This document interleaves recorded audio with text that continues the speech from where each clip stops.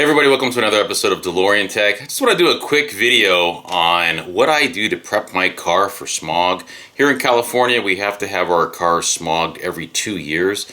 Unfortunately, the DeLorean is not exempt from that. So the most important tip I can give you about making sure you pass your smog test is make sure the car is actually running right. If your car is not running right, more than likely you're not going to pass smog. So a tune-up is definitely in order if that's the case. Another quick check you want to make before you take your car in to be smogged is the gas filler cap. You're going to make sure that the gasket on the filler cap itself is free from any cracks or any kind of wear. So inspect that visually. It shouldn't have any cracks and it should seat properly as well. So they do inspect this at the time of smog. You want to make sure you don't have any issues. One really easy way to check to make sure that you do have a good seal is when you take it on a drive and you run the vent, the gas fumes will actually go into this vent here and you can smell gasoline in the cabin. So that'll tip you off as to whether or not this needs to be replaced. The other thing I recommend doing before taking your car in to get smogged is fill up the car with fresh gasoline before you take it in for the smog test. Okay, I would also recommend driving the car continuously for at least 2 weeks before the smog test. That will allow you to burn off any oils or any contaminants in the catalytic converter that may be in there, and that'll likely increase your chances of passing. Another check I recommend is to make sure your tire pressures are set to factory specification. The DeLorean, being an 80s vehicle, will be driven on a dynamometer while a sample of the exhaust is collected by the smog machine during the test. So making sure your DeLorean's tire pressures are even and correct will allow the car to be driven with greater stability and accuracy during the smog exam. This will improve the overall emissions output of the car by allowing the engine to maintain a constant and steady load. So for the DeLorean, the factory specifications are 23 psi in the front and 30 psi in the rear for normal driving. For continuous high-speed driving, it goes up to 29 psi in the front and 34 in the rear. I recommend setting your tire pressures for normal driving. I think this is proper for the vehicle. I also recommend making sure that you do the smog test in dry conditions. So if it is raining, you definitely want to reschedule it. So when your DeLorean's tires are wet, there is a greater chance of slipping and losing traction as the smog technician tries to maintain required test speeds while the car is on the dynamometer. So one of the things you don't actually have to worry about is disconnecting the battery and reconnecting it and having to wait a while before you get your smog test. For the DeLorean, since it's not a modern vehicle, you can keep your battery turned off. If that's what you do, that's what I do when I'm leaving it sitting for a while. You can reconnect your battery and immediately take it to be smogged. It's not an issue. Now, there is no check engine light in the DeLorean, at least not one as we know it. There is a lambda light that turns on, but that's really just a reminder for maintenance and can be easily reset. There's actually a really cool knowledge base article on how to reset the lambda counter on DeLorean.com that you might want to check out, but that really shouldn't be an issue. For the oil change, we're going to be using this new oil, this GTX from Castrol. It's GTX Classic. It actually has a high zinc content as well as a high phosphorus content. I've been using Valvoline VR1 high zinc for about 2 years now, so I decided to switch over to Castrol GTX because this one has always been very difficult for me to purchase here in California. This one I didn't have any problems with, so I don't know what the deal is.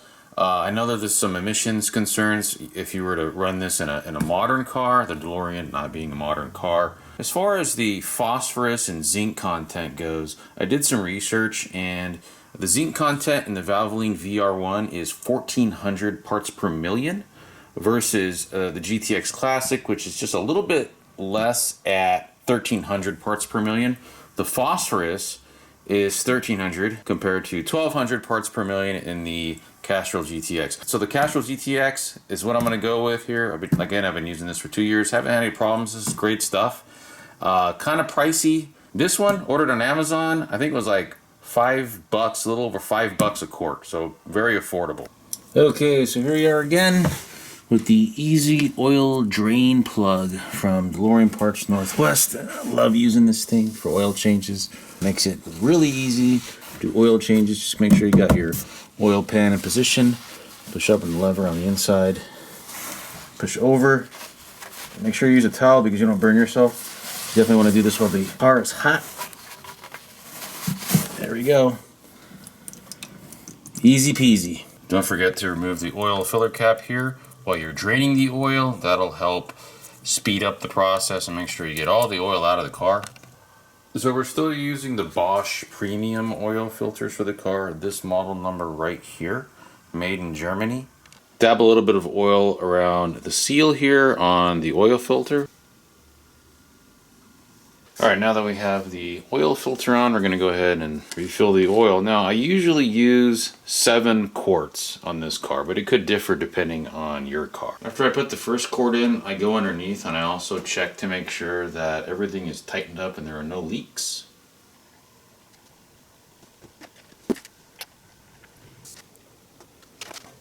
So we are getting close to the second notch right there. We want to be just under it. Alright, so we're going to take the car out, drive it around for a while, get it up to temperature. Then we're going to bring it back and adjust the air-fuel ratio mixture just to make sure it's where we need it to be before we take it to get smog.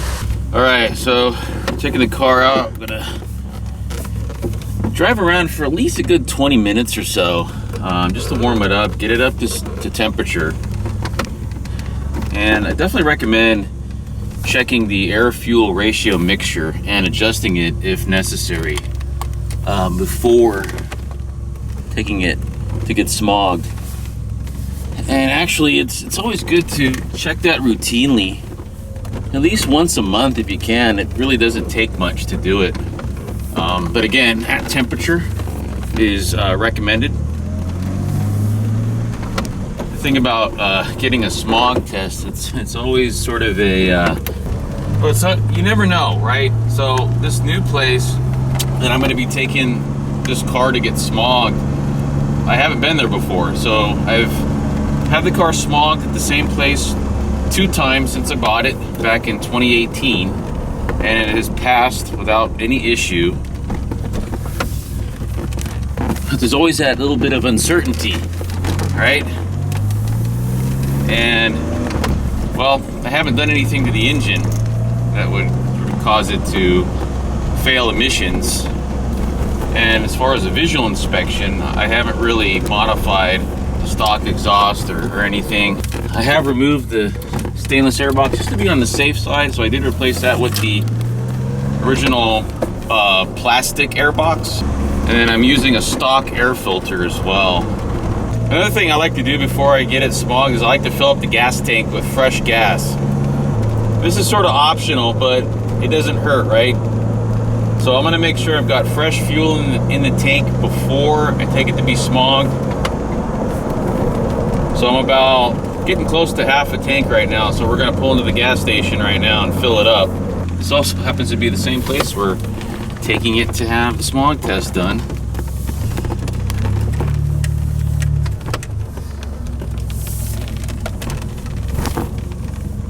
So we'll fill it up. All right, so we just filled up, and now we're gonna head back and put the dwell meter on. All right, so now we're gonna conduct our analysis of the air-fuel ratio using our dwell meter here. This is an Actron dwell meter. Now, you may have seen our other video on how to use this. We're just gonna kind of go through the process again. We also have our little tool here in case we need to make an adjustment. Hopefully we won't have to, but in case we do, it's very easy to do. So, let's put our dwell meter here. And I've adapted the positive lead here so that it can connect to the service port, and this is for the ground. So what I do is, there's the service port harness is right here. So you get it connected to the orange wire that's there, okay?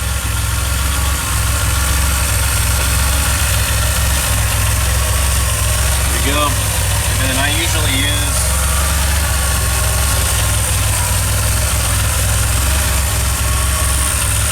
This right here is my ground.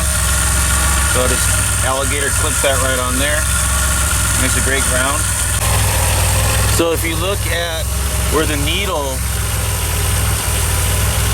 is situated, sort of swinging back and forth, you want it between the 15 and the 20 here on this 8-cylinder scale.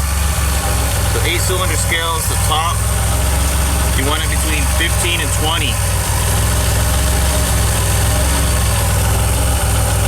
So ours is swinging a little on the low side.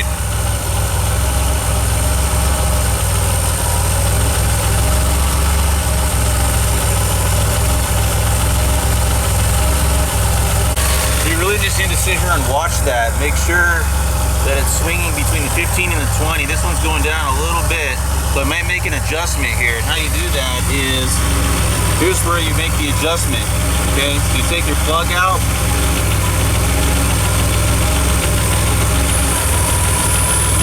Okay, you get your tool,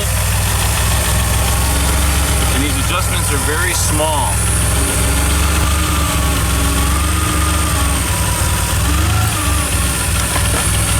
And then put your plug back in. See where we're at.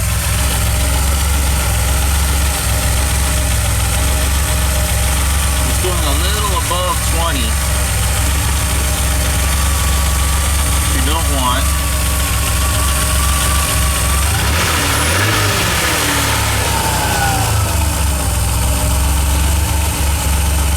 That actually looks pretty good right there.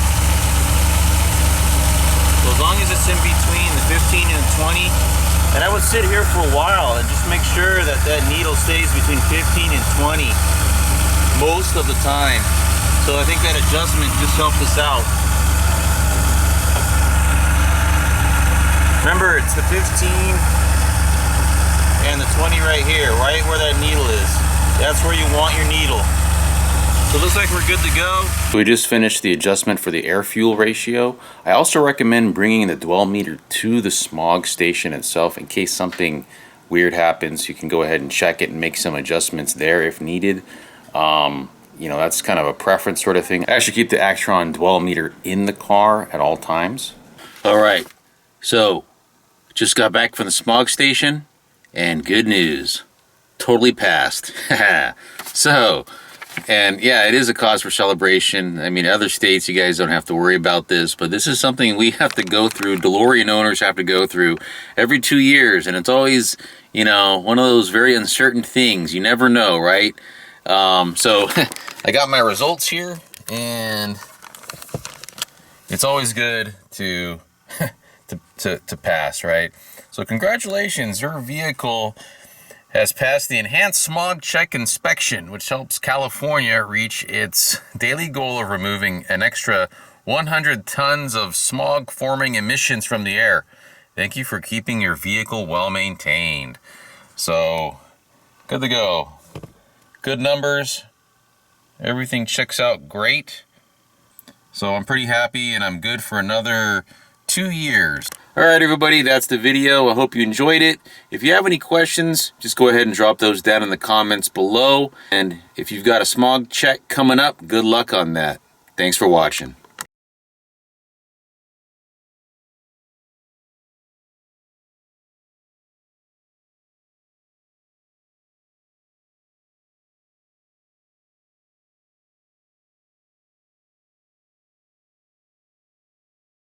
Alright, so it's been a couple weeks since I got my smog check, and I just put my sticker on. So good for another 2 years.